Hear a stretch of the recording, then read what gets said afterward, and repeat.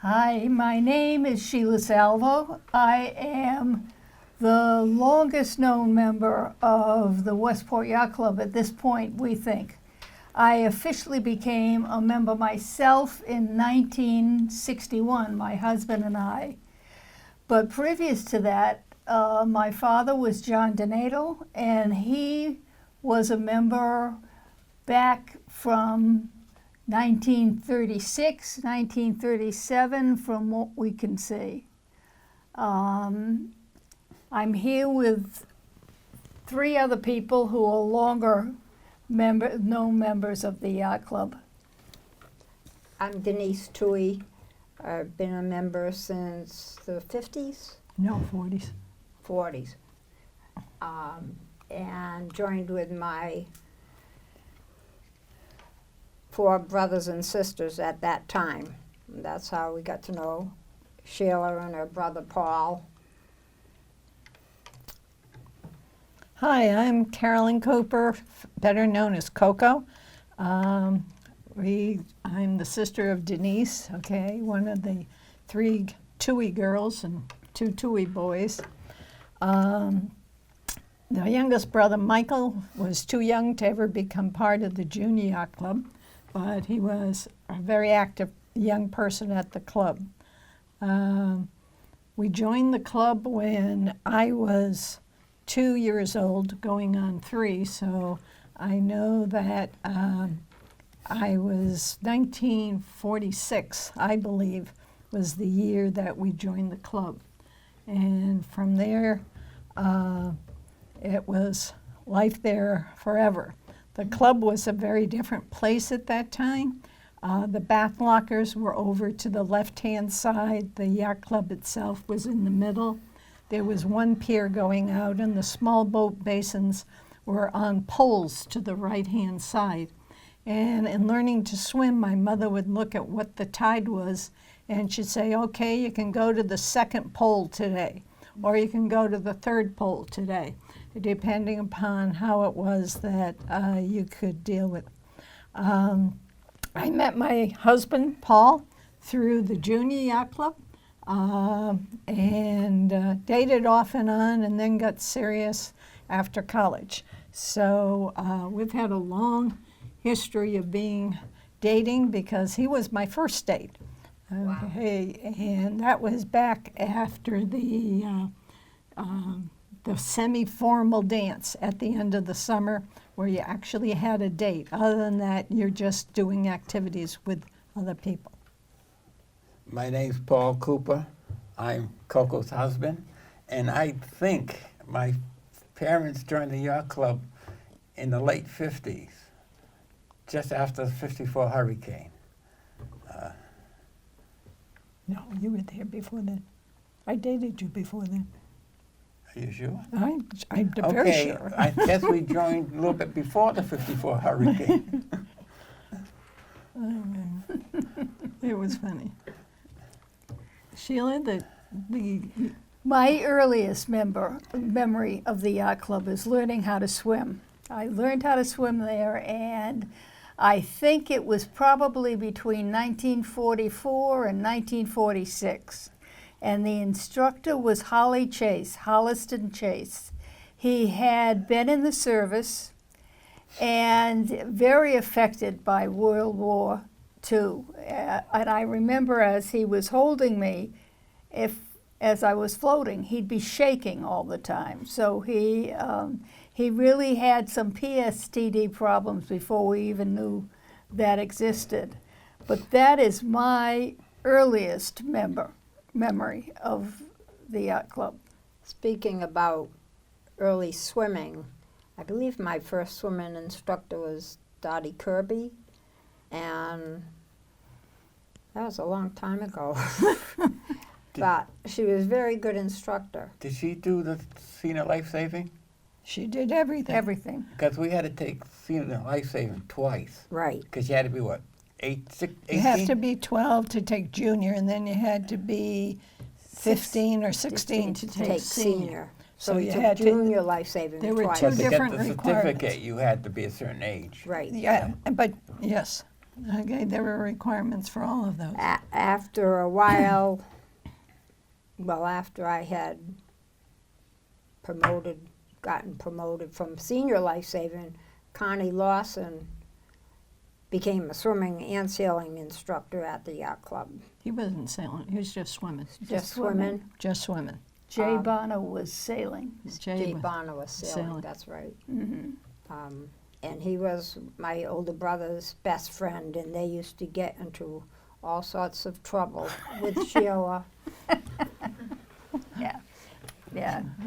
Both of us took swimming, sailing lessons, and we had at the end of the year, we had a swimming race, and we had sailing races, I think, every weekend. We had sailing races every Wednesday and every Saturday. And Jay Bonner, I think, started the races because when we'd go out, he'd had a map of the harbor and all the buoys, and he would plot the map. Okay, as you'd go out to such and such a buoy, go to this one, go to that one. You had to go around the correct way around the buoy and then come back in. And those races were every Wednesday and every Saturday. I'm going to say there was probably 6 or Probably 7 5 boats or 6 boats, yeah. in there. I remember easily, Paul had his own boat, Artie Bonner had a boat, Simpsons had a boat. Those were all Beetle Cats. I think some of the others mostly were Beetle Cats. My father, who I love dearly, okay, went out and bought a sailboat because he thought we needed one, and never asked us what kind of boat we wanted or what was good for the harbor, but he bought us a Cape Cod knockabout, which was a sloop with a mahogany deck, and because of the sail area, Jay Bonner had to handicap us. So not only did we have to win, but we had to win by a lot, okay, in order to ever come in first in the race, et cetera. So When he bought that boat, he had it all brought up to code, so to speak, and myself and one of the Shays, or 2 of the Shays, went out in it, and I was in it. You were? Oh, yeah. And I tacked, and something happened. You didn't tack. You never got out of the basin. We were still tied up, and the wind was blowing around, and you knocked it. The boom came over, and it knocked one Shay out of the boat, came over and knocked the other one out. It was a Sunday afternoon at the club, and everybody was at the club on Sunday afternoons. So this is going on in the basin in front of you where your Paul parents lived. okay? And everybody's watching their kids getting knocked out of boats, okay, et cetera. Broke the boom, okay, et cetera. So we got the kids out and got them into the boat, brought them back to the club, okay, and this is just a family story. I got out and Denise backed up. She said, I'm going home. I'm not going up to the club to face my father. So that was it. But the swimming instructors, back to that point, Dot Kirby, and then Carney Lawson came, and then Jeannie Ahern came. Oh, that's right. And then I came after Jeannie, and by that time I was in college. Okay, so the junior yacht club had really kind of dwindled down to not very being active. But in its heyday, every other Monday we had a junior yacht club meeting. And Sheila here was the first Commodore, and we had a vice Commodore, we had a rear Commodore, we had a secretary, and we had a treasurer. And we had dances every Thursday, and we had to find chaperones. That if there weren't chaperones, we weren't going to have a dance. And every other Monday, the ones that wasn't on a meeting night, we'd have a cookout on the beach, or we'd have a sailing picnic, and we'd sail over to the Hubble, okay, and eat there, have a cookout there. And the one really interesting thing is some of us had sailboats, but Artie Bonner, Jay's younger sister, who is younger than my age, okay, so if I was 13, if I was 15, she might have been 12, 13. but she had the fastest boat in the river. Okay, she had a Lyman Lapstreak with a 40 horsepower on it and being driven by this little tiny petite little girl, okay, and she could move that boat like crazy. So when we had sailing picnics, they became sailing motorboat picnics. So all the kids would jump in other people's boats and we'd sail over and come back. And one night we were there and the fog had been going out and coming in and going out and coming in. And we all got to the harbor and we ended up eating. And all of a sudden the chaperone said, "Don't like the way the fog's coming in. Everybody back to the club." Okay, so we all jumped in boats and we all tried to get back to the club. Well, the only one who made it back there. If I'm not mistaken, too, the fog came off the land. No, it didn't. It came off the ocean. After it came off the land because we couldn't see the buoys. That's because it came in so fast. Okay. Anyways, the only person who made it back to the yacht club was Artie Bonner. That's not right. And who did you Billy make it? A. Heron, Billy made it back? and I made it back. Oh, okay. Well, 3 of you made it back. There must have Because been. we saw the fog coming. Okay. Well, there must have been 25, 30 kids that were out there for this picnic. And we're all going back and forth, and without knowing it, okay, they had changed the boys in the club, in the river.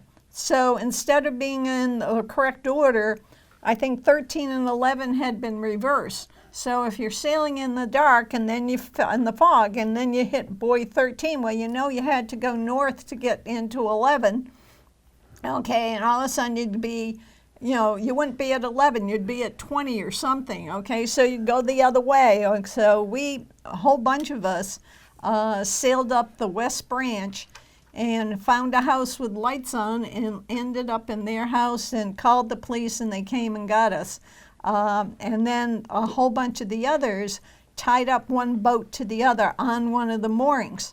And I forgot it was one of the Westporters. LeCompte boat came and got some of you, and I think I thought it was a Westport fisherman. no. It was LeCompte Paulus. and somebody else. I don't know if I don't think Gel took his boat No. to do it. No, but LeCompte did. Yeah. And when he got- Roland Lecomte. Yeah, and brought Yeah. the kids Right. back with And all the boats tied The together. parents could hear us talking on the river because the voices carried in the fog. And so they could hear us, but they couldn't see us. They weren't quite sure where we were at that.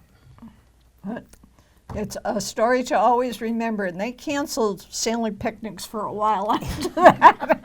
Okay, it's like, no, we'll have those right at the club. Okay, didn't need to have any more of those problems. Okay. I'd like to talk about the dances they had. And the adults, you don't realize this till you get a lot older.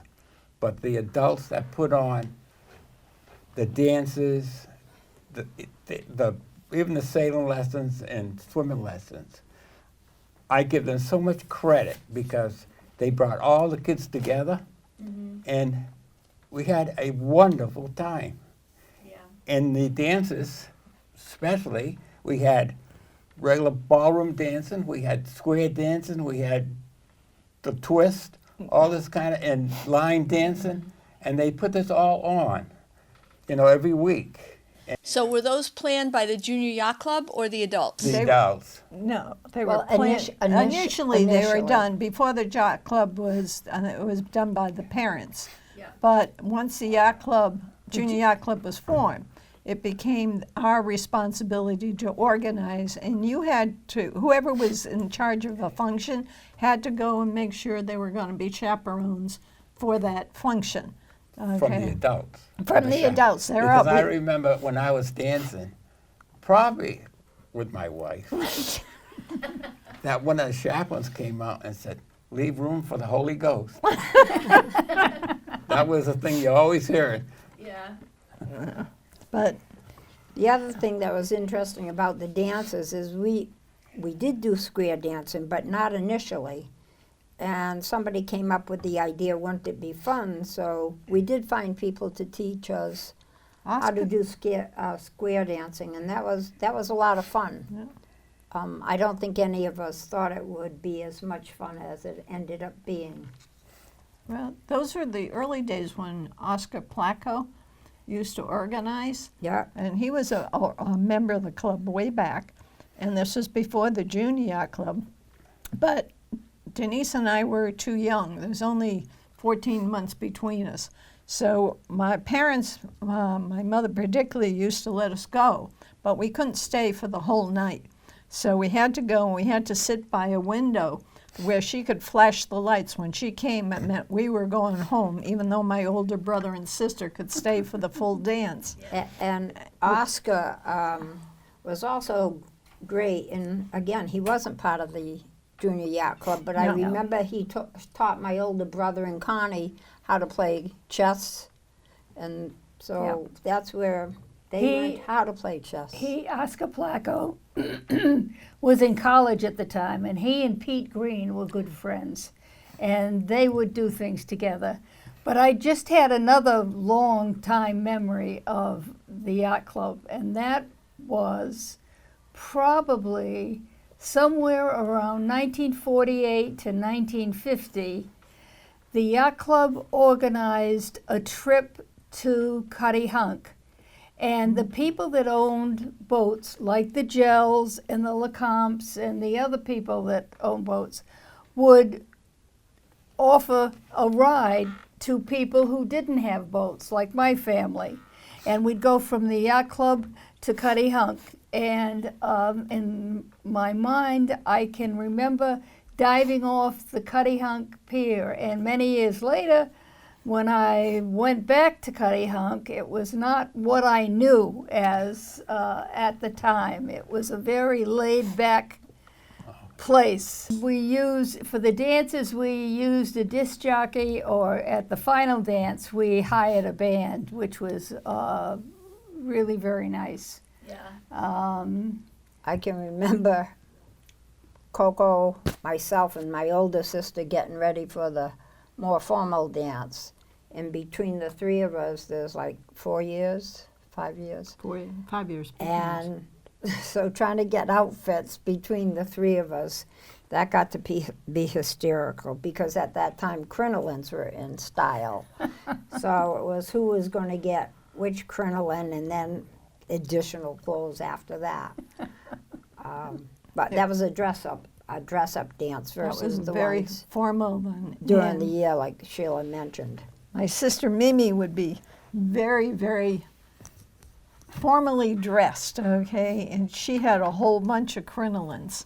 And my father would come down weekends, I think, from either Gardner or Connecticut, I forget what year. But she wanted her crinolines, so it was wrapped up. And he brought them down on a Friday night. The dance was on Saturday, and he had to take them home on Sunday. He was so furious about these silly crinolines, okay? But during as the dances went on and it got into the 50s and the twist and those kinds of things, we had record hops.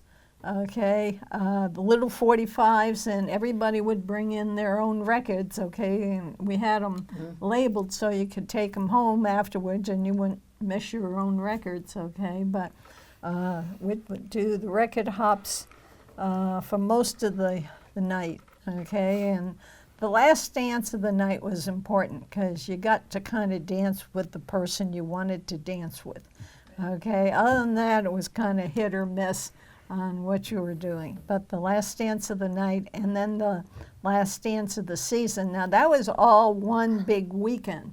It was the water carnival was on Saturday. I guess the dance had been the Thursday night before, or it could have been even that Saturday night, but I don't think so. I think it was the Thursday night before. Then Saturday was the water carnival with all the races going on. And the Junior Yacht Club, did they oversee the water carnival? Yes. With the swimming instructor. Okay, Yes. every class ended up showing up, but Having races. having races. The long distance swim would depend upon the current, and if the tide was coming in, you started off one of the big boats. who took all the kids out that were of that age. And there were two different groups. There was a 12 and up, and then there was a 15 and up. And you'd put the 12 and ups in the water first, and people with little boats would go down the river. So if the tide was coming in, you started at the club and you swam to a spot To the bridge. to the bridge. Almost to the Almost bridge. to the bridge. The old bridge. Yeah, Right. the old bridge. The old bridge. And if the tide was going out, they took us all down there, and then you swam back to the club. And that was the long distance race. And it was exhausting, okay, but there were a lot But it of, was fun. it was fun, okay, etc.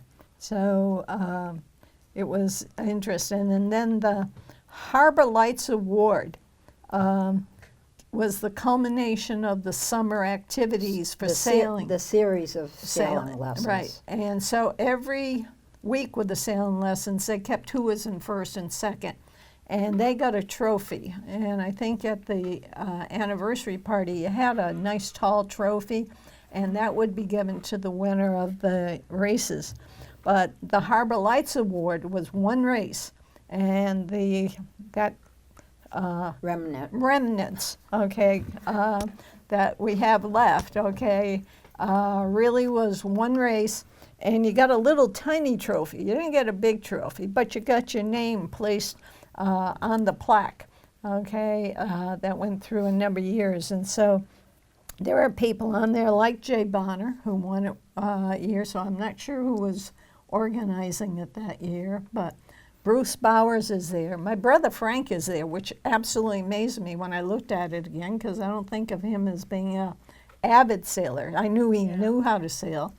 And the only boat he'd ever went in was the Chief. the Cape Cod Knockabout, okay? No, he had to have, at his age, he had to have sailed. Sometimes we borrowed each other's boats. Yeah, no, I So- knew he sailed, but he didn't, I don't remember him being every Saturday and every Wednesday and I think Saturday. that's because of our age differences. Okay, probably. What do you think, Sheila? Could be. Yeah. I mean, my strongest memory is 1955, and that's when we started the Junior Yacht Club. After that, I'm older than these three here, and Not by much. I was in college, and I wasn't involved in even the Junior Yacht Club, so I'm not even sure how long the Junior Yacht Club lasted. But in 1955, it was very, very strong. Can I tell the story about the T-shirts? Yep, I don't know what you mean, but You know what she means. I've heard this story. Well, my older brother and Connie Lawson, they tended to get in trouble or push the envelope. So they had made a suggestion at one time when Sheila was Commodore and there was another whole slate of officers that they thought it would be very important for all the officers to have T-shirts, but they thought it would be better if they had wet T-shirts, which got a lot of chuckles from a lot of places. But that was one of the funniest things I can remember. That was a motion. It never got passed. Everybody, Connie and Frank would sit at the back of the room and make these jokes and proposals, okay, and everybody kind of got to know that they weren't the ones that should, be making these jokes, okay, and so the rest of us wouldn't ever, because they'd make it as a formal motion. We'd, move it, and the other one would second it, so you had to vote on it. Okay, but I never got put into place. And Sheila was very happy. Do you think she should read the list of people she think was in the? There's 69 names there. Well, it'll only take you a couple minutes, yeah, but it'll be on the record. I think so. Go ahead, Coco. You read so many, Paul can read some, I Sheila don't want to can. read any, but just No. tell them where they lived, and then just go through the list. I hope I'm right. Okay, and you can correct me, please.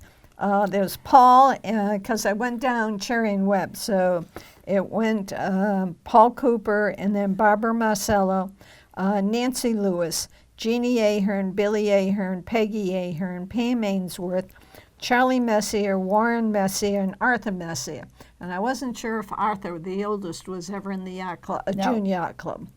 Then over at the Point, I started at the Point, and Sheila Donato, Paul Donato, Bob Yacubian, Jay Bonner, Artie Bonner, Alan Simpson, Freddie Simpson, Frank, our brother Junior, Mimi, our oldest sister, Denise, myself, Bruce Bowers, Jay Fraze, Sandy Fraze, Eleanor Shea, Brenda Shea, Alice Sullivan, Tom Yeomans, George Yeomans,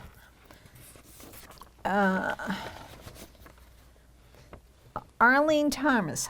Was it Arlene? Early. Earlene. I knew I wasn't right on that. Right. Arlene Earlene Thomas. Thomas. Now, Arlene Thomas, she had the fastest boat in the river till Artie Bonner got it.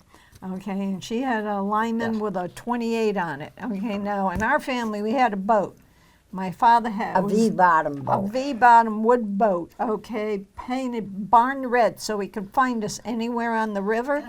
And it had a 3.5. So when you're talking people with 28s and 40 horsepowers, you had what, a 5? Yeah, or I just want to correct something here. Yeah. I had a boat like not as good as Bonner's, but about the same size with like at least a 30 horse. Really? Oh, really? And one very early morning, I was at the club, and Artie was there. And no wind or anything. We went out to the harbor. It was flat, calm. Let's go to Cuttyhunk. So we started out, got halfway to Gooseberry. Now this isn't gonna work. So we turned around and came back. The water can fool you. You think it's just here, but it's on and on and on. Yeah. And we just turned around and came back. Okay. Kathy Davis, and she had a younger brother, Rod, but I don't think he was in the junior yacht No, club. he was too young. Pat Drislin, okay, and then up on Drift Road there was Johnny Hendricks, Billy Hendricks, Penny Straker, Nancy Hudson, Mary Hudson, Carney Lawson, Feeney Coster, had a younger brother, Tony, who was good friends with my brother, you Michael. get Arnold in there? Who? Arnold? I got him, yeah. Okay. Feeney Costa. They had a cousin, Rosemary. I can't remember Rosemary's last name, but they all they lived in Fall River in the winter, but they had the place on Drift Road for the summer. Paula Stasiowski, Sheila Stasiowski, Twinkie McVicker, and Pete Arnold. Now, Pete Arnold was Penny Straker's half brother and sister. Then over at the harbor, there were the Powder Maker brothers, and you said one was Mark, and I can't remember the other one. No, and then there were the Palmers, and there were twins. And then there was an older brother, Ray, okay, and the younger sister, Susan, but Susan was too young to be in the yacht club. And then there, Danny Mooney, who lived in the harbor, and he had 5 siblings, okay, and none of them ever were in the junior yacht club era. Then the Demers sisters, and I don't remember, there was another girl that was tall that was friends with the Demers that come together, but I can't remember her name. Then in Fall River, you had Claire Giard, Noel Giard, Bobby Giard, Sue Shea, Nan Shea, Sue Roy, Michael Roy, Rick Donovan, Jimmy Harding, Stan Connors, Pete Kelly, Jay Kelly, Bobby Kelly, and Johnny Lacombe. And then farther west, you had Bobby Gell, Vicky, and the youngest sister, Vicky Gell, and Frankie Bliss. And that's all the ones I could remember. Oh, that's a lot of names. That's a lot of names. Do you all remember anything about the hurricane of 1954? Oh, Yes. Go ahead. But Paul? go ahead, Paul. My grandmother passed away that September, Yeah. and we were living over in Horsneck at the time. So we all went back to Attleboro, where we lived in the winter, for the funeral, except my oldest sister and her roommate stayed on the beach. The storm came, no communication with the police, nothing. They left the cottage when it was almost waist deep in water. It was raining, and you couldn't tell the difference from where you were walking. You could be walking in the ocean, not even know it. And they walked toward the Midway, and the road that went from Midway to John Reed. Reed Reed Road. Road, there was a car parked up on the hill. They walked up and stayed with them, and the man that was in the car, every once in a while, I'd go out and put a stake in the ground as the water kept coming up and up and up. My father, the next day, came down. They wouldn't let him cross the bridge, the old bridge, because there was still water waist deep going across the bridge. And finally, I don't know if it was a couple hours later, he got over there, and he met somebody, and they said, "Did you see two girls around?" And he said, "Yeah, I did. I think they went in the Midway." The Midway was gone. Yeah.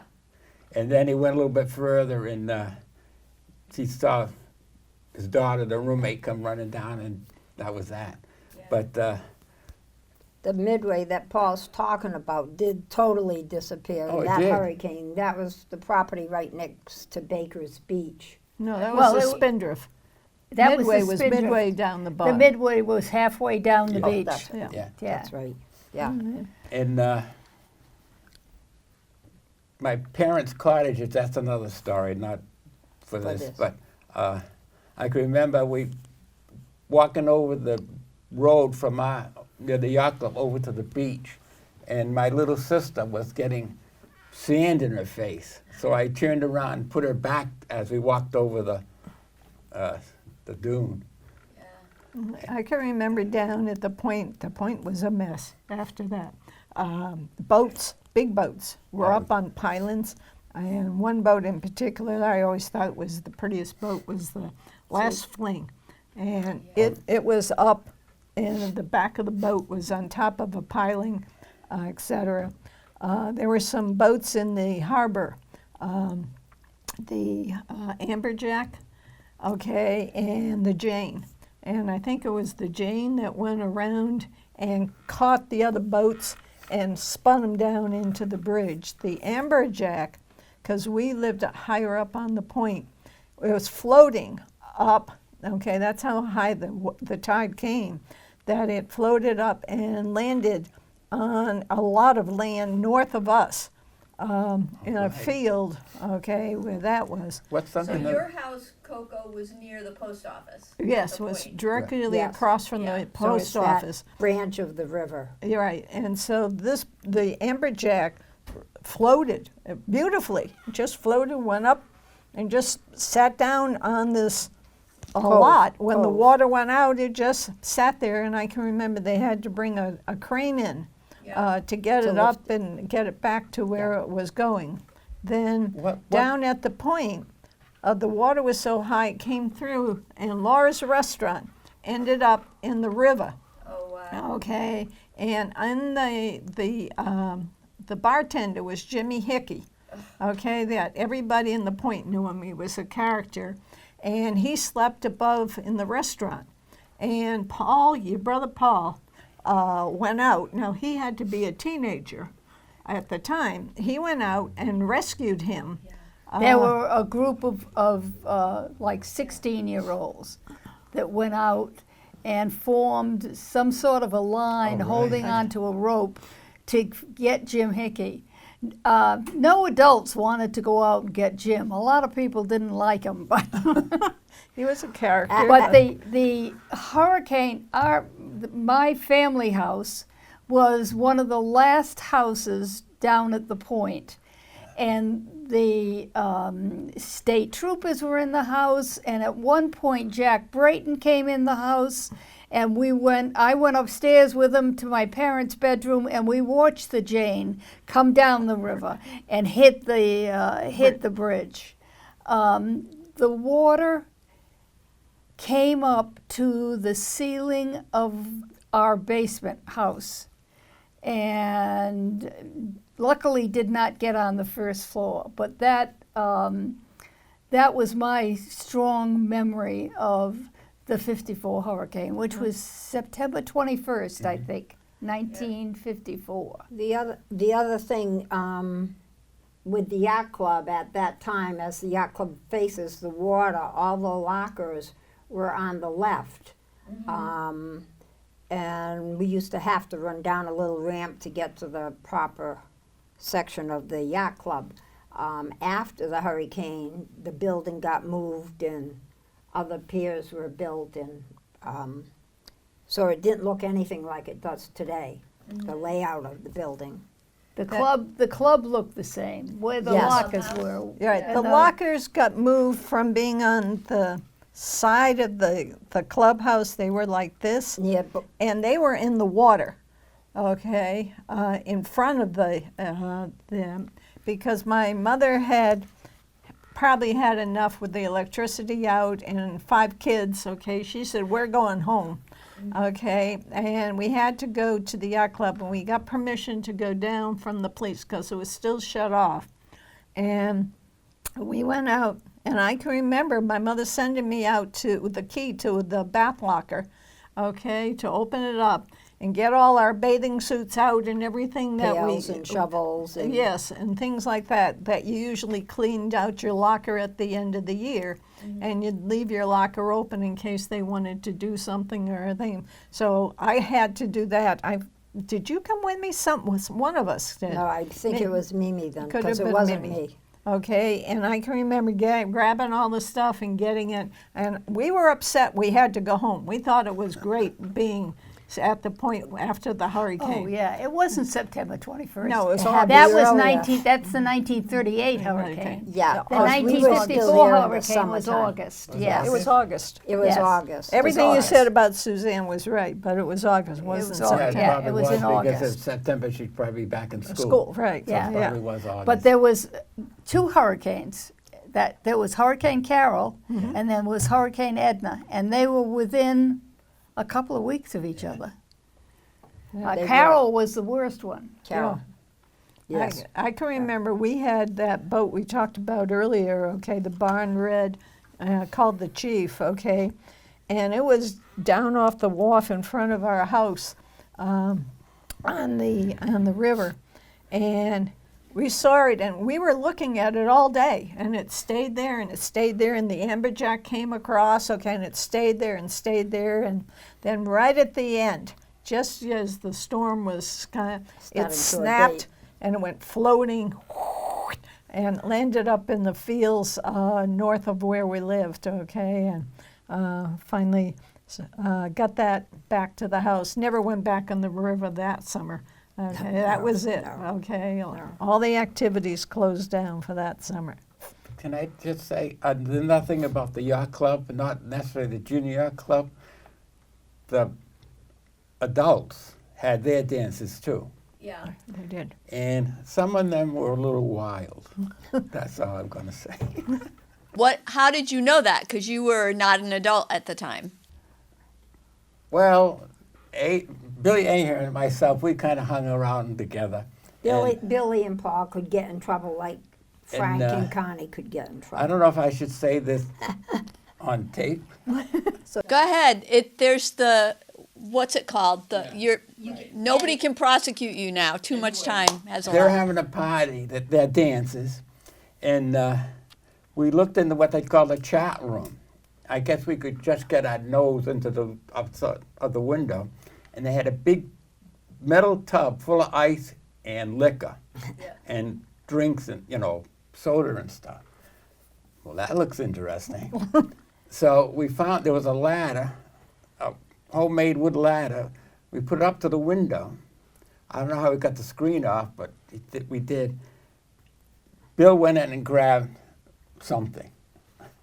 Some Then it was alcohol. my turn. So I go to grab the door opens.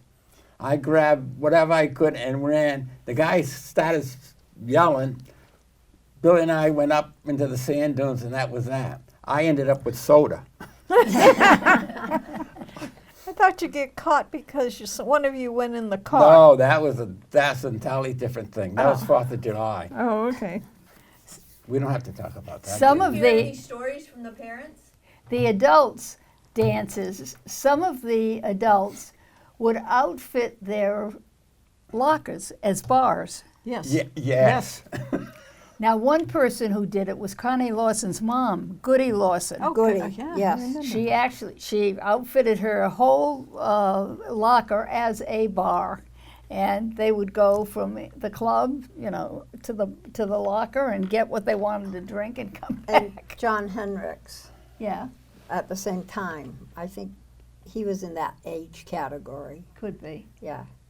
Well, I think there was some rumors about the lockers during those dances. It's all rumor. Okay, we were too young to know.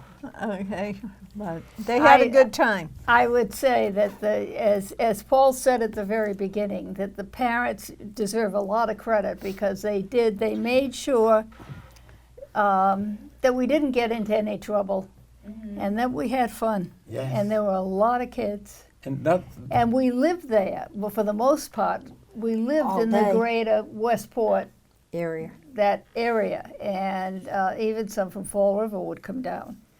So we have to give the parents a lot of credit. And, you know, I wish they were around so I could actually do that. yeah. Because I you know. don't realize what your parents have done until it's later. Passed. Yeah. Yeah. As I said, my memories go from the 40s to, you know, like 55, 56. After that, I was in college, and then I got married, and then my husband and I, and our family became members itself. And I remember driving down to the yacht club on Tuesdays and Thursdays for swimming lessons. And I wanted to also remember to bring up a name of somebody who was a steward at the yacht club. Oh, And Franny, No, and also ran the galley, and that was Jim Carr and Fanny. his wife, Fanny. Fanny. Fanny. Yeah, right. They actually lived at the yacht club, and in the area that was Today would be the thi- back part of the galley. yeah, No, something like they slept there, and the bathrooms. Well, where is it? The inside bathrooms. The bathrooms were on the. If you're on the deck of the yacht club today, and there's the galley window, and then there used to be the bathrooms, and those were the only bathrooms. There weren't any bathrooms or out where they are today. Inside where the bathrooms are, you had a sort of a small apartment where they slept, okay, and then there was the fireplace and then the chart room. So when you're looking at that end, and the yacht club was used every day. We had shuffleboard in the yacht club. We had a ping pong table in the yacht club. The ladies would play bridge, and they would have, I was trying to remember all the people who were at that bridge group, but they had 1 to 2 tables, and they would move around depending upon where the wind was, okay? And they would play for money, okay? So if you went down, you paid the person on your right a penny for every trick you went down. And if you won a rubber, you got a nickel, and you gave that to the person on the left, okay, etc. So my mother had a change purse, a little tiny change purse at the time, and it was filled with nickels and pennies. And at the end of the summer, she'd take that little change purse and put it in her summer pocketbook, and she'd put it in a drawer at the house that we were staying at. Okay, and that's where it would stay. And the next summer, she'd come down, she'd open up the drawer, take out her pocketbook, and take out her little change purse and go back and play bridge with the same money. Okay. Going back to the cars that Sheila was talking about, there was never any time that you couldn't get lunch or dinner because they were there all the time. Right. I don't know about dinner. I don't know about No, you're right, because we would sometimes cook out at the yacht club. Right. That's right. But definitely get food at the yacht Right. club. Right. So it was Was- open 7 days a week. Yeah, Yeah. and they were very, very good. He Right. did maintenance, I'm Right. assuming, at that time also. Yeah. Yes. We lived at that time just a stone throw from the yacht club. And naturally, I had to go home for lunch. And I always thought it was a privilege to have lunch at the yacht club. Yeah. A hamburger and a soda and maybe a popsicle or something, a creamsicle. Yeah. And it just tastes better. Yeah. I think we were given a dime a day, Is that Oh, no, ring it a gotta be bell with more you? than No, that. no, we were, so there were 5 of us, so that was 50 cents. That was a lot of money back then. And we would have a dime that we could use for a snack. But my mother wasn't going to be, bugged all day long with more than one snack. You had 1 dime and 1 snack that you could have. And some of them were 5 cents, so you could get 2. Or some were 7 cents, and then you only had pennies left, so that wasn't any good. But at the time, going back to what was inside, there was no precautions about going in there with bare feet or sand on your feet or any of that stuff. And I can remember one year they redid the floor in the yacht club, and they took out the shuffleboard.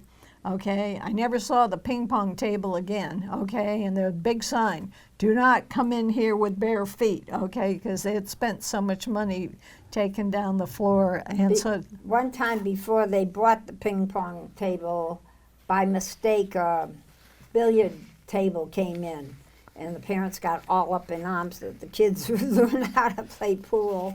So that disappeared very quickly, and then we got the ping pong I table. remember that. Okay, that's Yeah, funny. the ping pong was very popular, especially with my wife. We used to play all the time. Coco and Paul were very. And no bar, no concession, nothing. We fought as hard as we could to win. Mhm.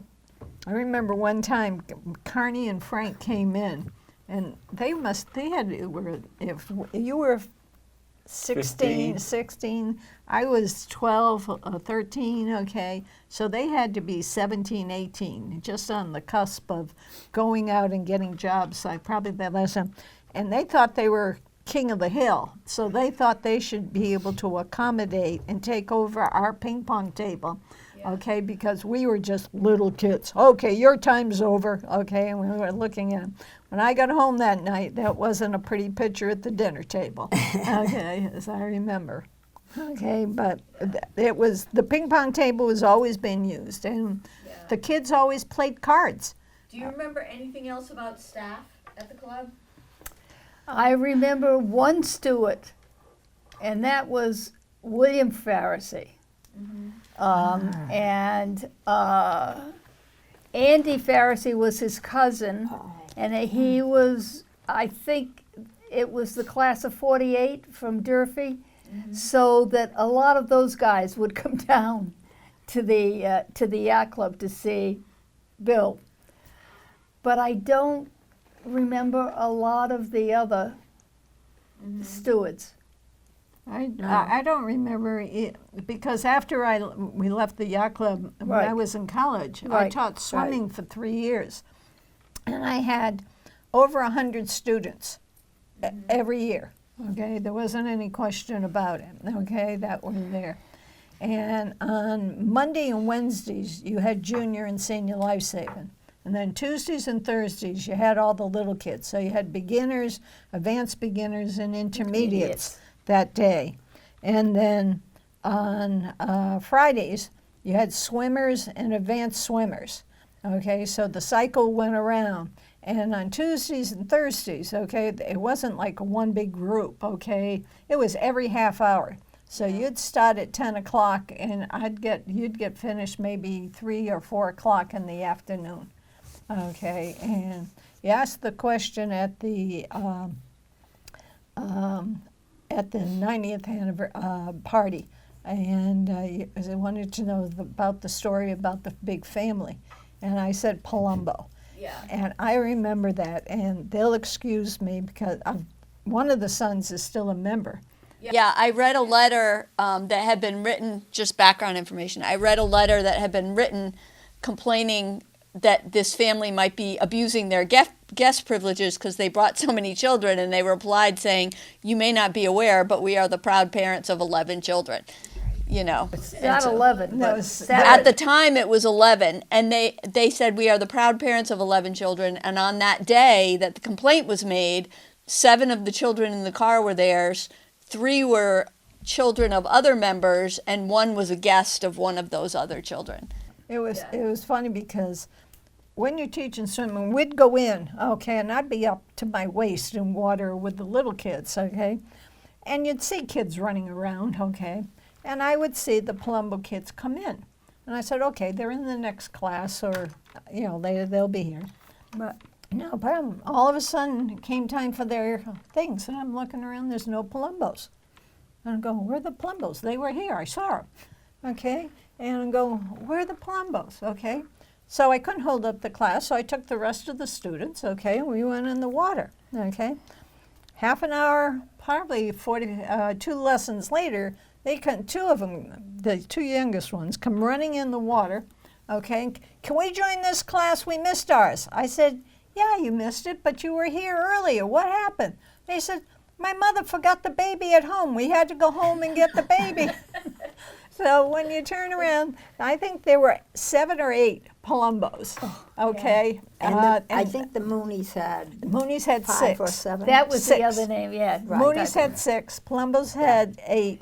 Yeah. We had 5. We were pretty well up Yeah. there, okay? But everybody had 2 or 3 children in the family, okay? It wasn't like today, but you would get the whole crew going.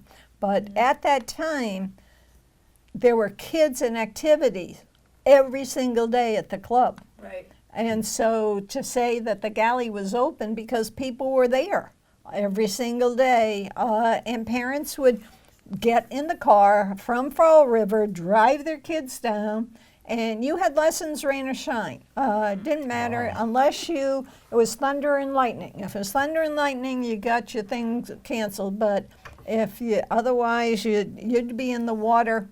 Okay, many times I was there with a sweatshirt on. Okay, just because I'd be half wet and up in the air where it was cold, and I'm going, job is not always the greatest. Okay, but it was a good job. It was a great summer job. Yeah. Okay, and I don't know who took over because they still had them after me. I just don't remember who Can't took remember. over because I was in college Were and you then after Jean? I was after Jeannie Ahern. Yeah. Yeah. But then I had to go into my internship, okay, which was a 12-month gig, okay, so I couldn't do it anymore. So, are you two the only couple that met at the yacht club? Paul and I have no Coco? idea. Is there anybody else who? Not from the junior, I think we were the only ones, but Barbara Marcello's son, John, and Stan Connor's sister, Jane. Yeah. I believe they got married. Yeah. Yeah, they did. Yeah, yeah. I think they did. So that was another couple. That's all we know at this point, so. Yeah, but it was a great place to meet, and if it wasn't for the junior yacht club, would never have met this great guy. Okay. We had a lot of The fun. memories could go on forever, Yes. but I think, I think we've done a pretty good job of bringing us some stories here. So Yep. I think so. if that's, Yeah. We appreciate all you coming and sharing your history and taking us down memory lane today at the yacht club. It was fun years, and thank thanks. you. Thank you. Thank you. Thank you. Thank you all.